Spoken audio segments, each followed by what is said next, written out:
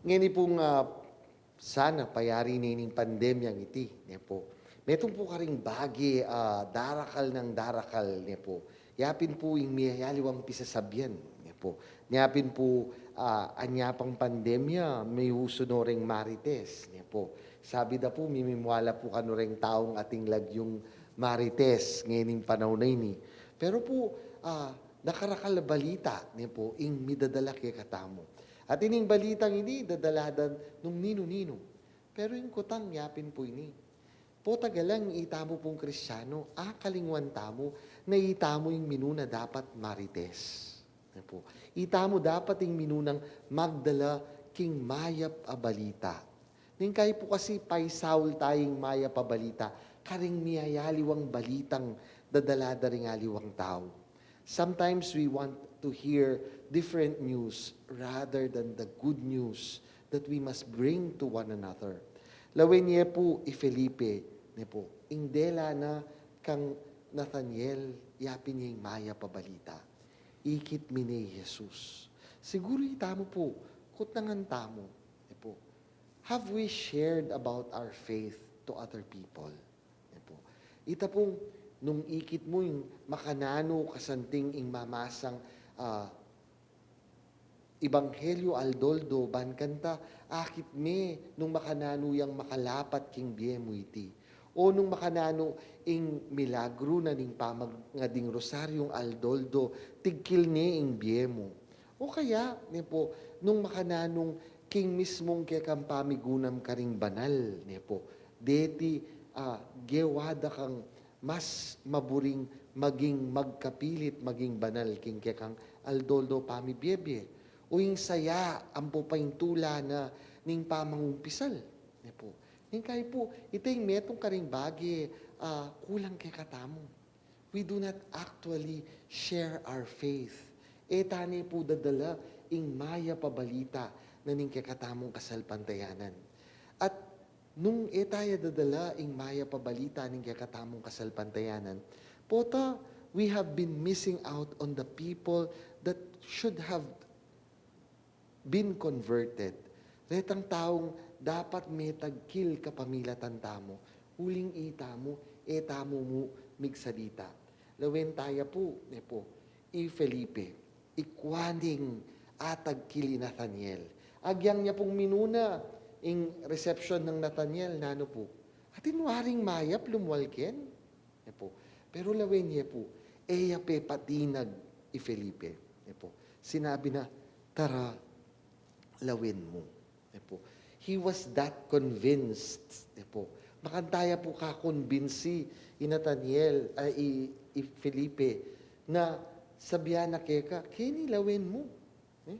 Anti mo po, kareta pong magtinda, po tapong konbinsido la ketang karelang titinda, pwede dang sabihin keka, kini sibukan me. Kini takman me. Kini lawin me. If talagang konbinsido tamo, siguro itamo po, lawin tamo. Is it because we are not convinced with our faith? That's why we cannot share it. Puta, itamo mismo, mag-alanganin tamo king kikatamong kasalpantayanan, anyapin, taya papasyag ka ring aliwang tao. Taya share ka ring aliwang tao. Kado pong bagi nga ng Kristo kang Nathaniel, ikit da ka at syuking lalam ning tanaman higera. This is actually a figure of speech. Puri nang sabihan, Nathaniel was already trying his best to search the scriptures. Pantunanan ni nga pong ginuking kayang biye, kapamilatan da ding banala kasulatan.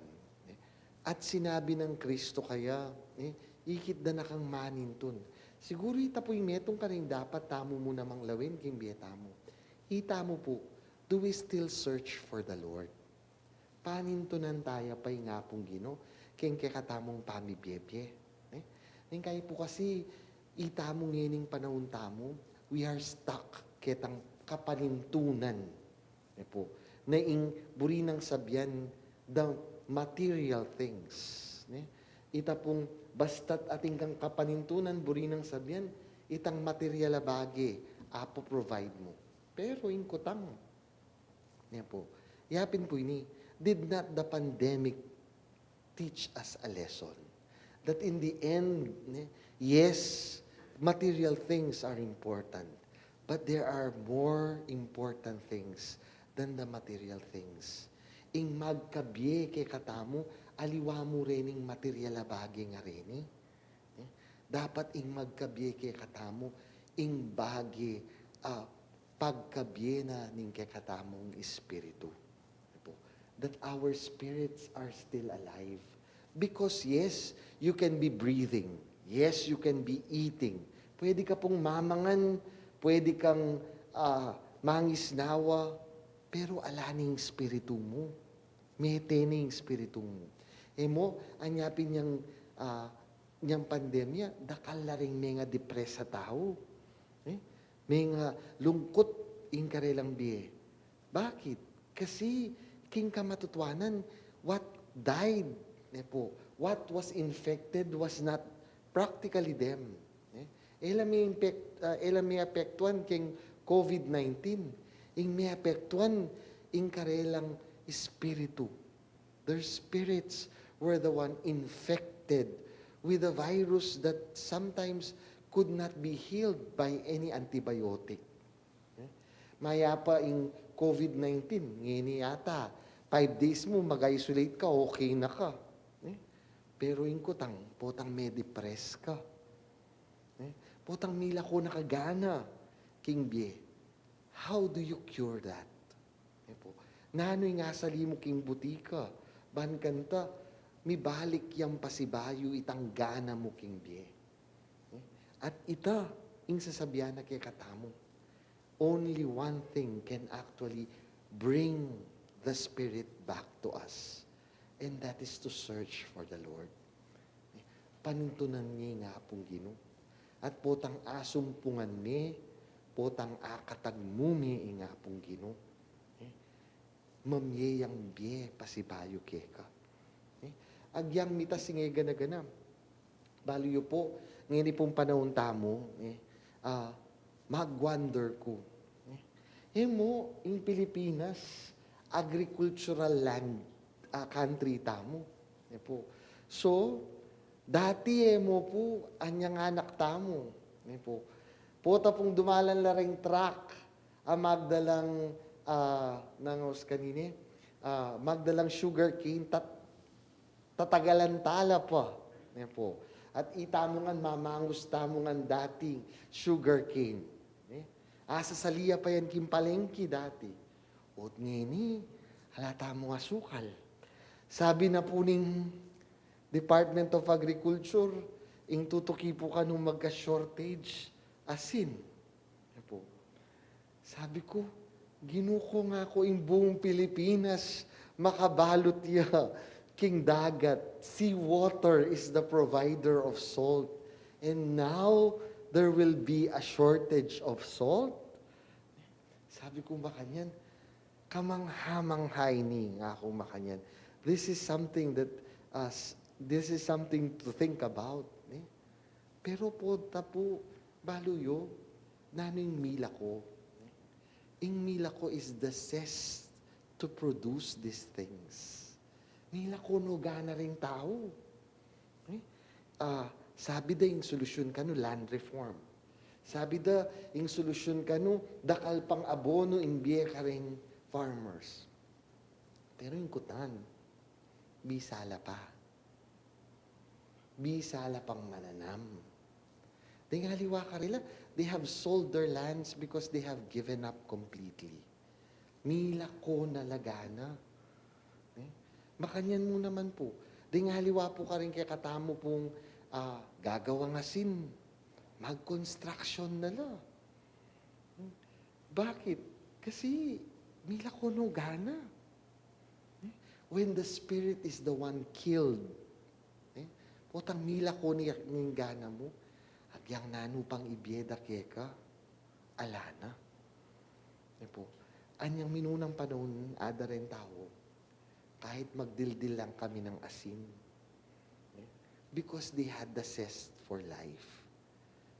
Atin lang gana para king biye. Anya, agyang asin mo, ingkanan mo, okay ka. Pero potang mila ko nakagana kimbye, agyang litsyon niya pa yung harap da ka. Eh? Alana. Kapilan pa mo po, atin po metong pamilya, sinabi na kanako, niya pong magmisa ko.